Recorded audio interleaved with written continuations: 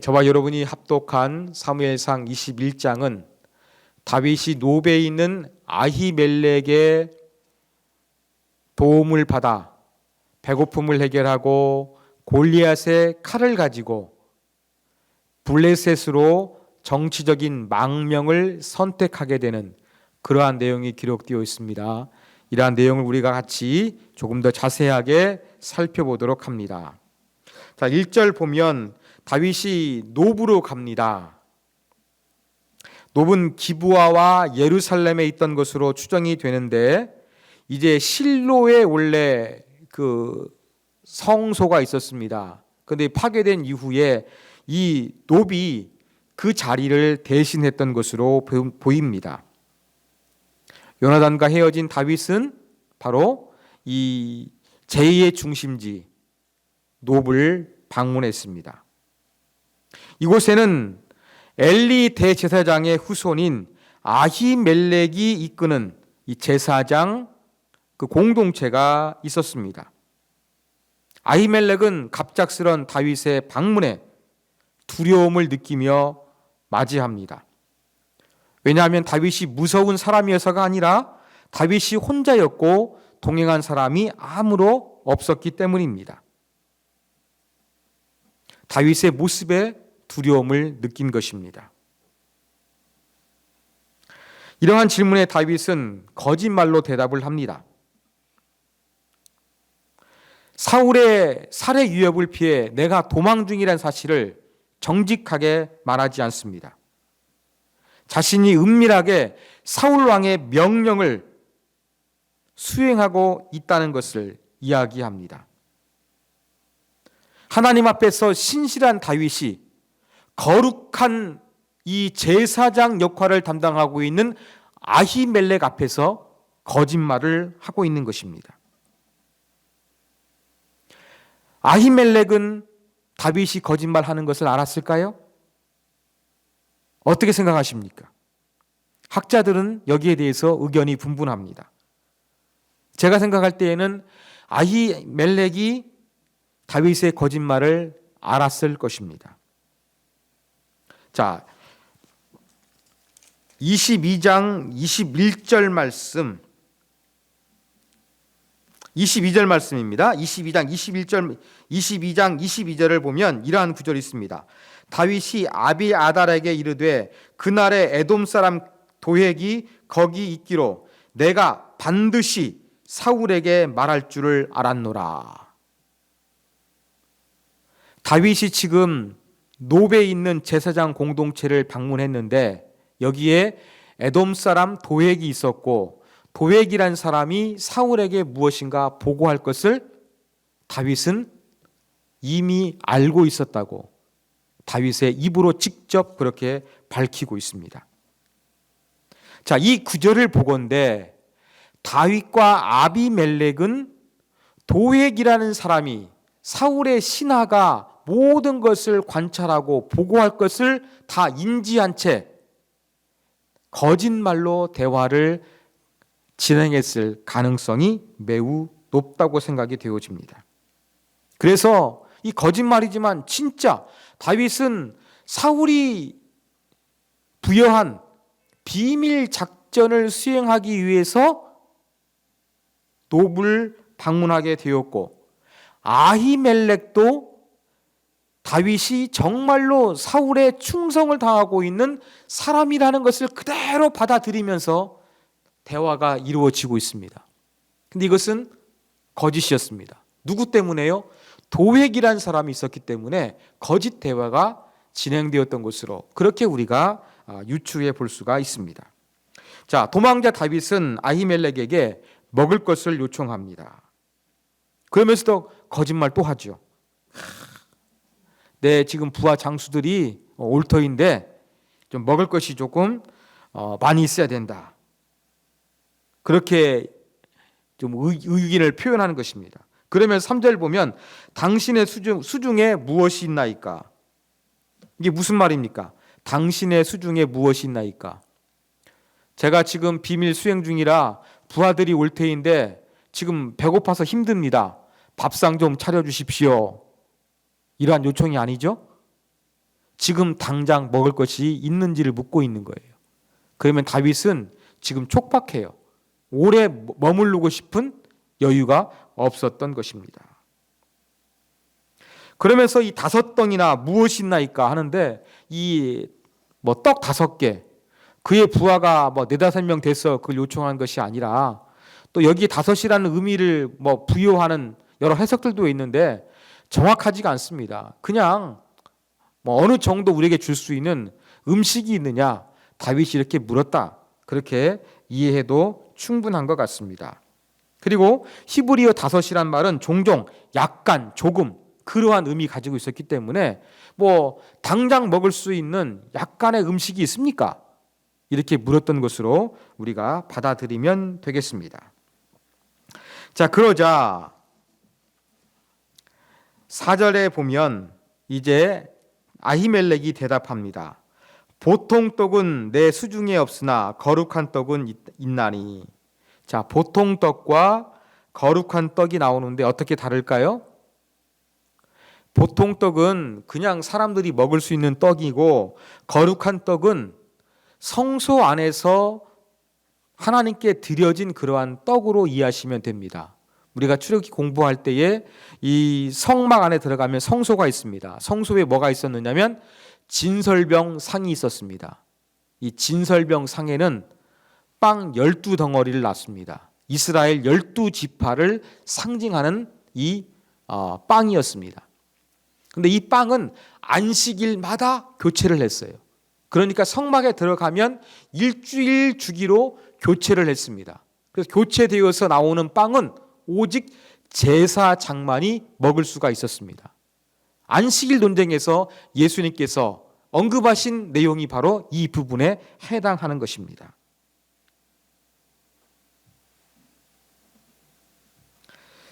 자, 이 진설병 상에 바쳐진 떡은 오직 제사장만 먹을 수가 있는데, 다윗의 요청에 이 아히멜렉은 어떻게 대답하느냐? 그 소년들이 여자를 가까이만 하지 아니하였으면 주리라, 이렇게 이야기를 합니다. 다윗과 다윗의 부하들이 이렇게 좀 성관계를 하지 아니했으면 거룩한 떡을 먹을 수 있다, 그렇게 좀 규정을 아주 느슨하게 적용하면서 다윗을 돕고자 하는 것입니다. 여러분, 아히멜렉은 정말로 다윗을 알았던 거예요. 거짓말하는지. 왜 그를 돕겠습니까? 규정을 느긋하게 해석해가지고. 지금 사울이 죽이려는 것을 피해 도망 다니는 것을 알고 놀랬거든요. 그렇지만 그 거짓말을 그냥 진실인 것처럼 받아줍니다. 도망자 다윗을 도와주는 거예요. 그렇기 때문에 어떻게 하는 겁니까? 이 생명의 위협을 느끼는 이 다윗을 살리기 위해서, 생명이 소중하기 때문에 제사장만 먹을 수 있는 진설병 이 빵에 대한 규정을 느긋하게 적용했던 것으로 해석하는 것이 조금 더 보다 완벽하게 우리가 21장을 이해하는 방법인 것 같습니다. 다윗은 그 제안을 기쁘게 받아들여 이렇게 대답합니다. 5절, 보통 여행이라도 소년들의 그릇이 성결하겠거든 하물며 오늘 그들의 그릇이 성결하지 아니하였겠나이까. 자, 보통 여행이 무엇이겠습니까? 보통 여행은 그냥 일반인이 여행하는 것이 아니라, 지금 다윗은 거짓말을 했는데 사울왕의 비밀 작전을 수행한 것처럼 이야기했거든요. 그러니까 이 보통 여행은 군사들의 일반 작전을 가리키는 말입니다. 우리가 일반 작전을 펼칠 때에도 그릇을 성결하게 한다. 이 그릇의 의미가 무엇일까요? 제가 볼 때에는 남자 성기의 왕곡 요법으로 보는 것이 제일 좋을 것 같습니다. 어떤 분들은 무기, 의복, 몸 전체 다양한 의미를 가지고 있다 해석을 하는데, 보통 여행이더라도 소년들이 그 여자를 가까이 하지 않아 가지고 자기 몸을 거룩하게 할 것인데, 하물며 오늘 지금 비밀 작전을 수행하고 있는 나의 부하들이 자기의 성기를, 자기의 몸을 거룩하게 하는 것은 더욱더 당연하지 않겠느냐. 다윗은 이렇게 지금 거짓말로 반문하는 것입니다. 자, 여기서 한 가지 궁금한 것은, 왜 이스라엘 사람들은 전쟁을 할 때에 이 여자를 가까이 하지 아니해서 자기 몸을 거룩하게 했을까요? 이거는 운동선수들이 성관계를 하면은 뭐 힘을 쓰는데 조금 뭐 안 좋으니까 뭐 금지시키는 경우도 있나 봅니다. 전투할 때에도 힘이 딸릴까봐 그렇게 하겠습니까? 아닙니다. 여러분, 전쟁의 방법들 말씀드렸죠. 이득을 얻기 위한 전쟁도 있지만 여호와의 이름을 위한 성전도, 거룩한 전쟁도 있다고 말씀을 드렸습니다. 여러분, 거룩한 전쟁을 위해 싸울 때에는 군사들도 거룩해야 됩니다. 거룩하신 하나님의 명령을 받아 작전을 수행하는 이스라엘 백성들은, 이스라엘 군사들은 평상시에도 조금 성관계를 멀리하면서 거룩함을 유지하는 습관이 있었던 것으로 보입니다. 자, 다윗의 말을 듣고 이 아히멜렉은 제사장이 먹을 수 있는 떡을 내어줍니다. 자, 그러니까 이제 그 7절 했습니다. 좋습니다. 그러면서 이제 또 하나 정보를 해석하죠. 7절. 그날에 사울의 신하 한 사람이 여호와 앞에 머물러 있는데, 자, 여호와 앞에 머물러 있다는 것은 이건 수거입니다. 여호와 앞이라는 이것은 성전이라는 의미예요. 여러분이 지금 여호와 앞에 나왔잖아요. 성전 앞에, 교회당에 왔지 않습니까? 네, 그러한 의미입니다. 자, 성전 안에 머물러 있었다, 그렇게 이야기합니다. 그의 이름은 도액이고 또 이방인 에돔 사람이라. 그러면서 사울의 목자장이라고 소개합니다. 자, 목자장은 사울의 그 가축들이 있는데 그 가축들을 돌보는 총 책임자를 의미하는 것입니다. 문자 그대로는 그렇죠.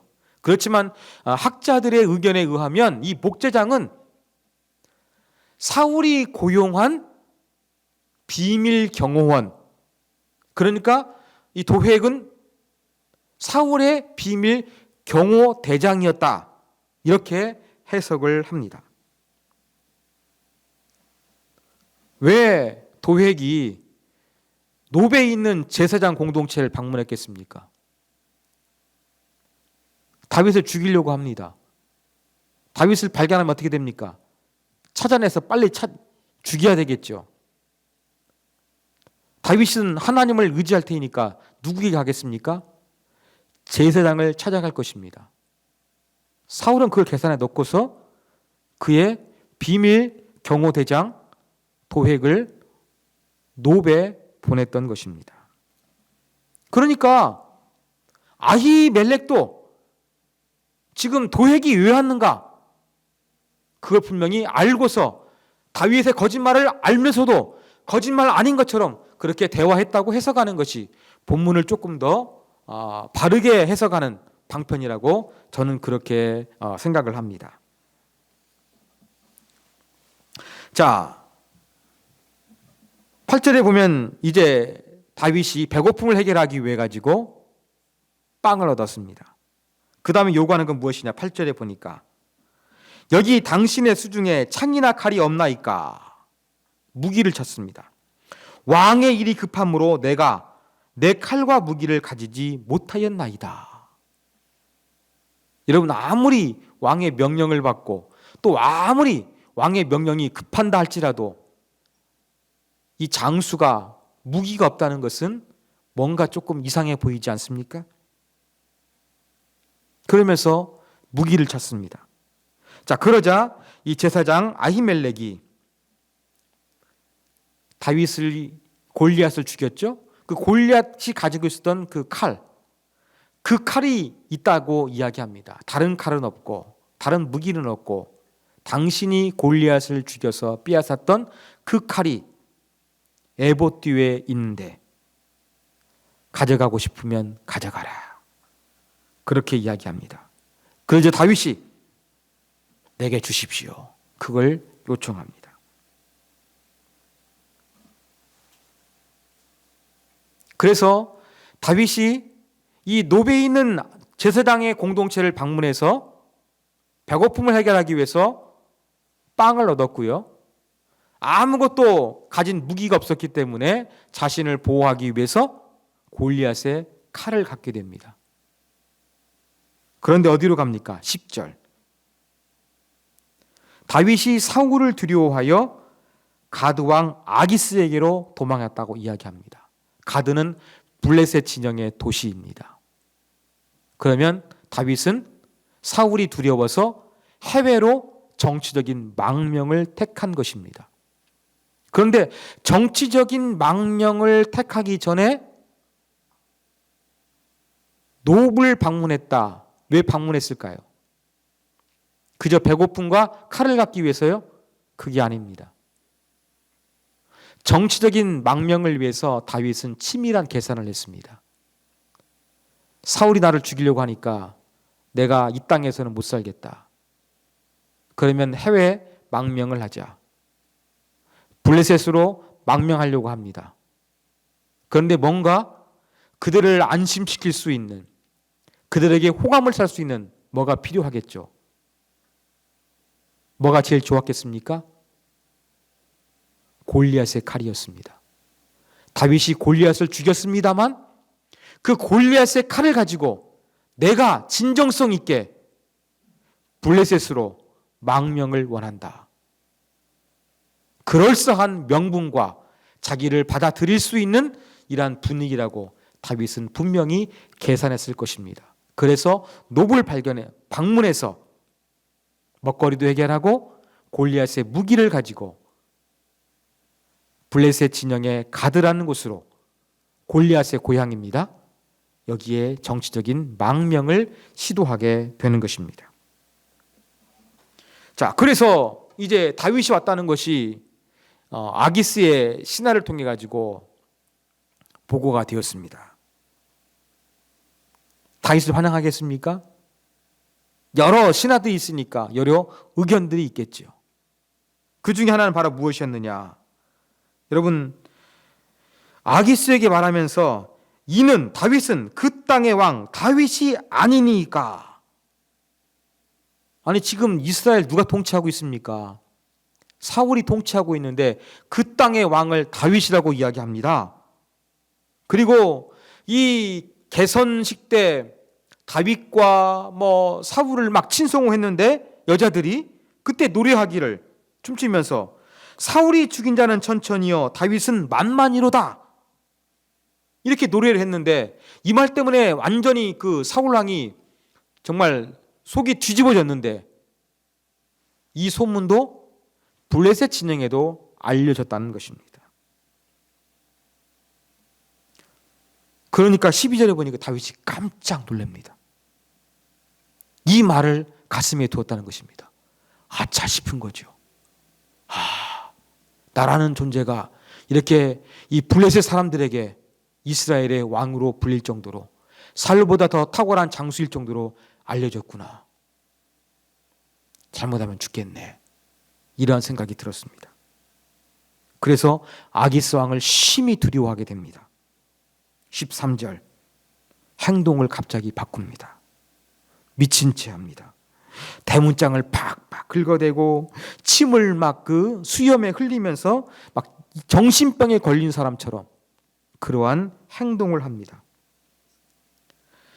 그러니까 아기스가, 야, 이 다윗 완전히 미친놈이네, 미친놈. 이 미치광이를 나한테 왜 데려왔냐? 내게 미치광이가 부족해가지고 이 사람 데려왔냐? 이런 미치광이 내 집에 들 수 없다. 아기스가 이렇게 반응하면서 사무엘상 21장이 끝이 나고 있습니다. 감옥에 가두지도 아니하고 아기스의 궁 밖으로 보냅니다. 여러분, 왜냐하면 고대인들은 미친 사람을 보면 접근하기를 꺼려하는 그러한 좀 관습이 있었기 때문에 감옥에도 가두지 아니하고 아기스가 궁궐 밖으로 그렇게 내보냈던 것으로 우리가 해석할 수가 있겠습니다. 자, 이러한 내용을 통해서 우리가 배울 수 있는 교훈점 몇 가지를 한번 살펴보겠습니다. 첫 번째 교훈입니다. 여러분, 다윗의 정치적인 망명, 블레셋으로 망명하게 되는데 이것은 하나님의 뜻이었을까요? 아니었을까요? 여러분 어떻게 생각하십니까? 다윗은 신실한 사람이라고 말씀을 드렸습니다. 하나님께 기도하고 블레셋으로 망명했을까요? 아니면은 기도하지 않고 망명했을까요? 한번 우리도 투표 한번 해볼까요? 자, 이 부분에 대해서는 성경이 직접적으로 대답을 하고 있지 않습니다. 하지만 우리가 성경을 통해서 유추해 볼 수가 있습니다. 자, 9절 말씀입니다. 자, 9절에 보면 중간쯤 보면 이러한 구절이 있습니다. 골리앗의 칼이 보자기에 쌓여 에봇 뒤에 있으니. 에봇 뒤에 있습니다. 여러분, 에봇이 무엇입니까? 제사장이 오십니다. 하나님의 뜻을 구할 때 사용하는 것입니다. 자, 하나님의 뜻을 묻는 에봇 뒤에 골리앗의 칼이 보자기에 잘 쌓여서 있었습니다. 다윗은 에봇으로 하나님의 뜻을 묻습니다. 다윗이 통치할 때에 그는 신실한 왕이었기 때문에 에봇을 가지고 하나님의 뜻이 무엇인지 알고자 물었던 경우가 많았습니다. 오늘 본문에 보면 다윗이 이 에봇을 통하여 하나님의 뜻을 물었겠습니까? 묻지 않았겠습니까? 제가 볼 때 물을 수가 없었습니다. 왜요? 사울의 비밀 경호대장 도액이란 사람이 떡하니 다윗보다 먼저 와가지고 지금 정보를 수집하기 위해서 와 있었거든요. 다윗도 이걸 알고 있었습니다. 그래서 지금 다윗은 사울왕의 명령을 받고 비밀 작전을 수행하는 것처럼 아히멜렉에게 거짓말을 했습니다. 이러한 상황에서 에봇을 가지고 내가 정치적인 망명을 택하는 것이 하나님의 뜻인지 아닌지 제사장님 한번 하나님께 여쭈어 봐 주십시오. 이렇게 말할 수 있었겠습니까? 가능성이 희박합니다. 또 한 가지 증거. 다윗이 지금 그 골리앗의 고향으로 정치적인 망명을 택했는데 노블 방면에서 골리앗의 칼을 가지고 갔습니다. 자기가 환영받고 환심을 살 만한 또 자기의 망명의 진정성을 보일 만한 골리앗의 칼을 가지고 갔습니다. 그러면 제사장의 공동체를 방문하기 전에 다윗은 이미 계산이 끝난 거예요. 그러면 하나님께 묻지 않은 것이 거의 분명합니다. 세 번째 증거가 무엇입니까? 다윗의 정치적인 망명이 성공했습니까? 실패했습니까? 갑자기 두려움을 느끼고 미친 채 하잖아요. 실패했습니다. 다윗이 이스라엘의 왕이 될 사람인데 이스라엘을 공격해요? 블레셋의 용병이 되어가지고? 하나님이 용납하기 힘든 것이었습니다. 이런 모든 정황들을 우리가 종합해 보면 다윗은 여호와 하나님께 묻지 아니하고 정치적인 망명, 정말로 중요한 것인데 그것을 자기의 계산대로 진행했던 것입니다. 사랑하는 여러분, 다윗도 정말로 인생 일대에 정말로 공고한 상황에서 중요한 결정을 할 때 하나님께 묻지 않았습니다. 어쩌면 이 사건으로 다윗은 교훈을 얻었는지도 모릅니다. 그래서 왕이 된 이후에 에봇을 가지고 하나님의 뜻을 더 잘 여쭈었는지도 모릅니다. 사랑하는 여러분, 하나님께 구하십시오. 하나님의 뜻이 어디에 있는지 찾으십시오. 두드리십시오. 그러면 열리고 하나님께서 보여주실 것입니다. 이게 바로 첫 번째 교훈입니다. 두 번째 교훈입니다. 우리는 거짓말에 대하여 조금 우리가 생각해 볼 필요성이 있습니다. 자, 오늘 본문에 보면 다윗이 거짓말을 합니다. 그렇죠? 네. 거짓말은 분명히 나쁜 거예요. 십계명에도 보면 내 이웃에게 거짓 증거하지 말지니라 이란 구절이 있어요. 율법을 대표하는 십계명도 거짓말을 금지하고 있습니다. 그런데 성경에서도 보면 다윗이 지금 거짓말을 하고 있습니다. 거짓말이 모두 나쁘냐? 그렇진 않아요. 여러분, 화이트 거짓말, 선의의 거짓말이 있습니다. 여러분, 이 진짜 의도를 숨기는 선의의 거짓말, 이거 우리가 어떻게 받아들여야 될까요? 여러분, 거짓말 하는 거 어떻게 생각하십니까? 저희 아버지가 이제 저랑 대화할 때 이제 좀 고민하셨던 게 그 부분이신 것 같더라고요. 출애굽기에 보면 이제 모세와 아론을 통해 가지고 이 이집트의 왕을 찾아가 가지고 우리를 보내달라 요청합니다. 그러면서 원래 그 최종 목적은 무엇이냐면 애굽을 떠나는 거잖아요. 그런데 뭐라고 이야기했냐면 우리로 하여금 3일 길을 나아가서 여호와 하나님께 제사하게 해달라고 요청을 합니다. 막 반대하지요. 바로 왕이. 가축은 두고 가고 얘 두고 가라. 다 가야 됩니다. 실갱이 버리지 않습니까? 그 부분도 보면 어떻게 보면 조금 진실을 조금 다 말하지 않는 거예요. 진실을 다 말하지 않는 것이 거짓말일 수도 있고 아닐 수도 있습니다. 어려운 부분이에요. 제 아버지도 그래서 이 부분을 가지고서 좀 고민을 많이 하셨더라고요. 여러분, 성경에도 선의의 목적을 가지고 좋은 의도를 가지고서 거짓말을 하고 있는 것처럼 보이는 구절들이 종종 등장합니다. 이러한 구절을 우리가 어떻게 바라봐야 할 것인가? 한 번쯤은 우리가 고민해 볼 필요성이 있다고 생각합니다.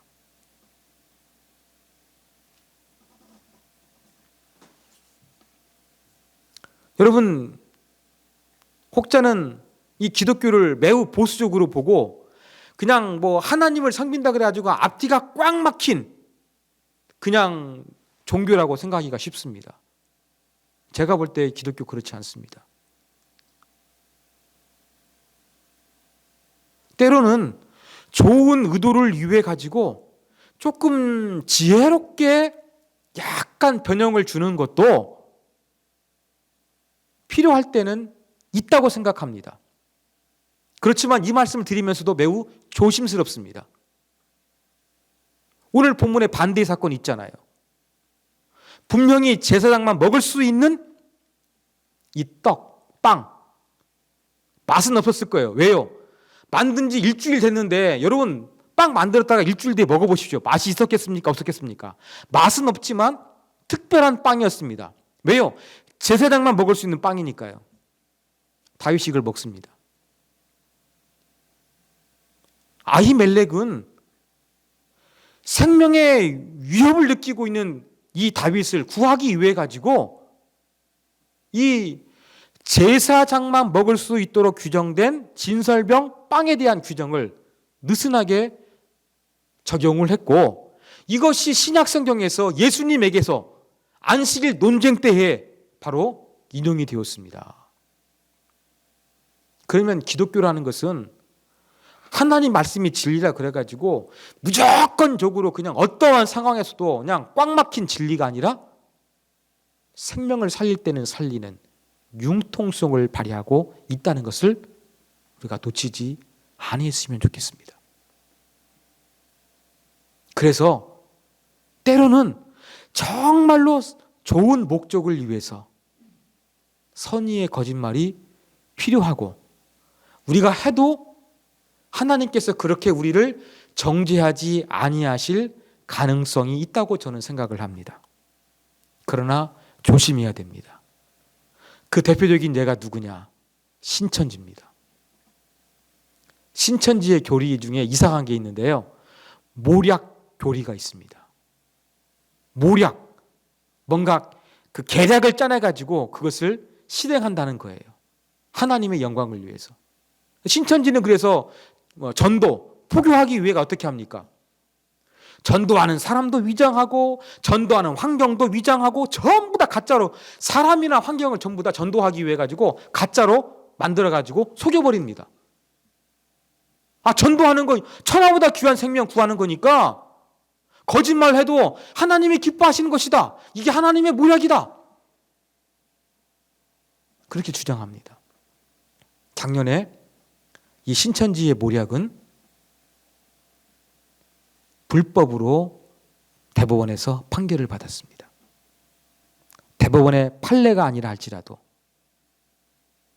여러분, 왜 전도하는데, 왜 거룩하신 하나님의 사랑에 대해서 증거하는데 왜 신천지 모략처럼 거짓말을 해야 되겠습니까?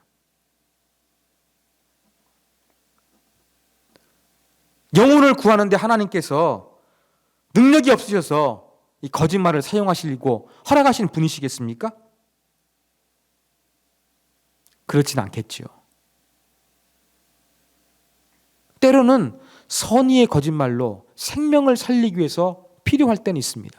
그러나 신천지처럼 모략이고 하나님의 영광을 위한다 그래가지고 너무나 자기 마음대로 선의의 거짓말을 행하는 것도 나쁘고 오히려 하나님의 영광을 가리울 수가 있다.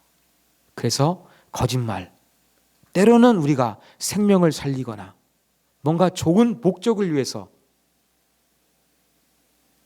시도하고 할 수도 있겠으나 지혜롭고 조심해야 한다.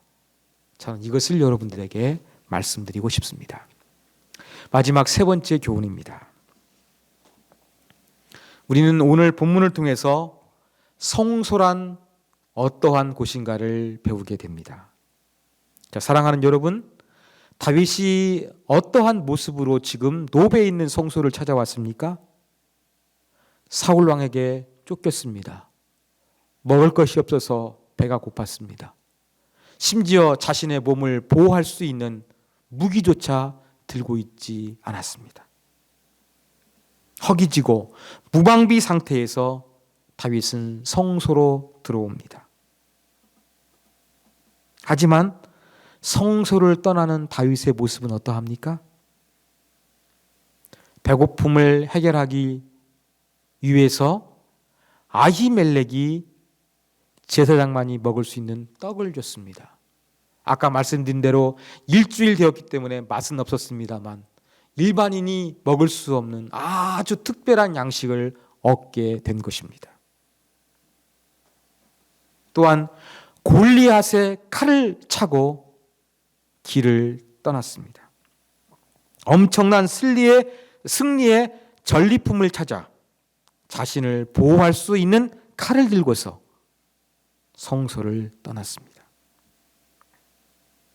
성소를 찾아올 때의 모습과 성소를 떠날 때의 다윗의 모습을 통하여 우리는 성소란 어떠한 곳인가를 배울 수 있습니다. 우리는 성소를 거룩한 곳으로 생각합니다. 이 성소에서 다윗은 심지어 거짓말도 했습니다. 그렇잖아요. 거룩한 성소에서 거짓말도 했습니다. 빈손으로 무방비 상태에서 허기진 상태에서 성소를 찾았지만 또 거짓말까지 했지만 다윗은 배고픔을 해결할 수 있는 양식을 얻고 자기를 보호할 수 있는 골리앗의 칼을 가지고 성소를 떠나게 됩니다. 사랑하는 여러분, 성소가 어떠한 곳입니까? 실제적으로 우리에게 빵을 주고 우리를 보호할 수 있는 무기를 공급해 줄 수 있는 곳이 성소입니다. 성소는 하나님을 향해서 거룩하게 부르고 거룩한 의식으로 가득 찬 곳이 아니라 이렇게 살기 위해서 거짓말하는 자도 은혜를 잊게 되는 곳이 바로 성소라는 것입니다. 여기 한 가지 더 생각할 게 있습니다. 다윗은 성소를 방문해서 빵과 칼을 얻었습니다. 그런데 성경 속에서 빵은 무엇을 상징하십니까? 성찬식 때 빵이 뭘 상징하십니까? 예수님의 몸을 상징할 때도 있습니다. 또 빵은 하나님의 말씀을 상징할 때도 있습니다. 칼도 어떻습니까? 하나님의 말씀을 상징할 때가 있습니다. 그렇습니다. 그러면 다윗이 성소를 방문해서 칼과 빵을 얻었다는 것은 먹거리를 제공받고 무기를 공급받아서 무장할 수 있는 것뿐만 아니라 그 이상으로서 하나님의 음성을 들었다는 것입니다. 하나님의 말씀을 들었다는 것입니다. 성소는 어떠한 곳입니까? 우리의 현실적인 문제를 해결받을 수 있는 곳이요, 또한 하나님의 말씀이 우리 안에 울려 퍼지는 곳이라는 것을 저와 여러분이 기억해야 되겠습니다. 성소를 통하여 다윗처럼 지치고 힘든 자들이 위로를 얻고 심지어 거룩한 공간에서 거룩한 제사장에게 거짓말을 한다 할지라도 필요한 것을 공급받을 수 있는 하나님의 은혜, 하나님의 사랑을 체험할 수 있는 곳이 되어야 할 것입니다. 은혜가 필요한 시대입니다. 하나님의 은혜가 다윗에게 임했던 것처럼 하나님, 나에게도 그러한 사랑이 필요합니다. 나에게도 그러한 은혜가 필요합니다. 이 땅의 많은 그리스도인들에게, 이 땅의 힘들고 어려운 교회들에게 하나님의 이러한 은혜가 필요합니다. 다윗처럼 빈손으로 왔다가 다윗처럼 빵을 얻고서 무장하고서 성소를 떠나게 되는 자가 많아지게 하여 주시옵소서. 성전에서 우리를 바꿔주시는 하나님의 은혜, 말씀의 은혜를 듣게 하여 주시옵소서. 이것을 위해서 간절히 사모하고 기도할 수 있는 우리가 모두가 되기를 소망합니다.